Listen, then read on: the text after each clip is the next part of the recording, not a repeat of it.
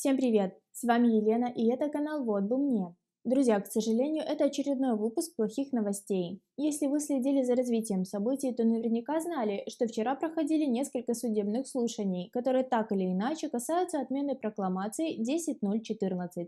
Из-за нее многие победители DV 2020 либо не успели пройти интервью, либо прошли его и получили визы, но въехать в США все равно не могут, а срок действия визы уже подходит к концу.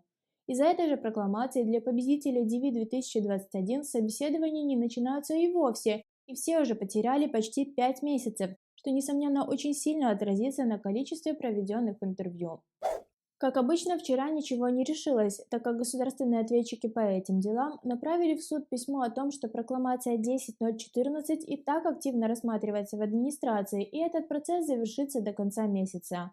На самих заседаниях они настаивали на том, что кроме этого, отмена прокламации сейчас может помешать работе по выдаче других типов виз, которые Конгресс обозначил как более приоритетные.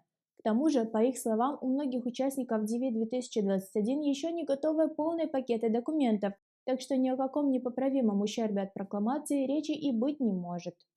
В общем, уже не первый раз они просят и даже настаивают на переносе судебного заседания, ссылаясь на то, что вопрос и так решают, просто нужно немного подождать. Но вот только проблема в том, что такими завтраками они кормят всех уже не первую неделю, а все обещания Байдена и его администрации по решению проблем в иммиграционном вопросе, которые оставил за собой Трамп, сводятся к созданию оперативных групп, которые будут искать варианты решения проблемы месяцами.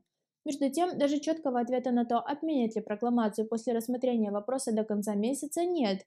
Ведь на пресс-конференции 16 февраля на вопрос о том, планирует ли президент отменить прокламацию, пресс-секретарь Белого дома ушла от прямого ответа, сказав, что ей необходимо обсудить этот вопрос с Министерством внутренней безопасности. К тому же визы некоторых победителей DV 2020 закончатся еще до конца месяца. На первом судебном заседании судья Мехта заявил, что у него, кажется, нет полномочий разрешить немедленный въезд для тех, у кого виза истекает, но, скорее всего, он может распорядиться о продлении истекающих и истекших виз. Свое решение он озвучит до понедельника, а значит снова ждать. Итак, лучшим исходом событий в этом решении до понедельника будет постановление суда о продлении истекающих и истекших виз для победителей DV 2020, что тоже просто отлично. Но целиком проблема так и не будет решена. Ведь даже с продленными визами въехать на территорию США во время действия прокламации будет невозможно, а для победителей DV 2021 собеседования так и не начнутся. На втором судебном заседании государственные ответчики убедили судью, что необходимо дождаться решения администрации, которое будет озвучено до конца февраля, а потому судья Чен назначил следующую встречу на 4 марта. И все, что нам остается, снова ждать.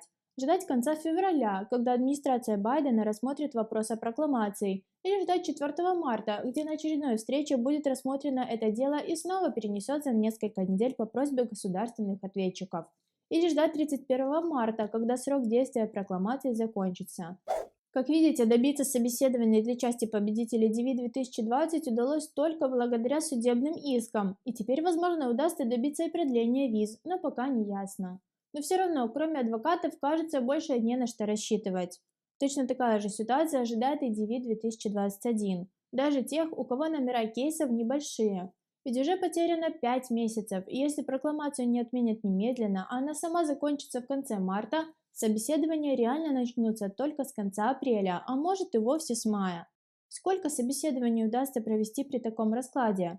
Сомневаюсь, что много, так что, на мой взгляд, точно нужно вступать в иски. К сожалению, я пока не располагаю информацией, к какому адвокату, в какой иск и за сколько можно вступить. По тем данным, которые мы нашли, сейчас наборов нет, и нужно ждать до набора в иски.